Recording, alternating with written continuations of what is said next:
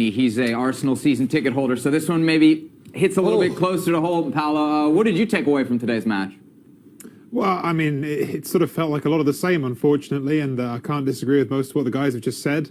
It feels like this is a cycle that isn't going to be broken until something changes at the top. I think the unfortunate thing is that the reality of the situation is that no one is taking control of this situation outside of Arsene Wenger. Arsene Wenger has been left with so much power at the club at this point that until one of Ivan Gazidis, who doesn't seem to be minded to do anything, until Stan Kroenke, who's the other person who could take control of the situation, until one of them makes an effort to step forward, actually say, okay, someone has to take control of this, it's not going to happen, because Arsene Wenger is effectively the sporting director. He's the manager. He has all of the power within the club, and right now he's the only person steering the ship. Paolo, I just want to ask you a quick question.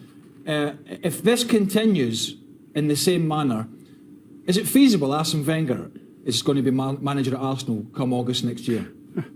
Well, like I said, this is the question that we have to ask. Who's going to take the decision away from him? Until someone makes it evident that they even want to make that decision, makes it evident that they sort of feel empowered to make that decision, because it seems like everyone's either waiting for, again, Kroenke as the owner to say, this is my team, and actually I'm realizing that this is damaging to my team, or they're waiting for Ivan Gazidis, whose role it should be to take control of these situations, but never seems to be stepping forward, never seems to be putting himself in the position of even being present in these conversations.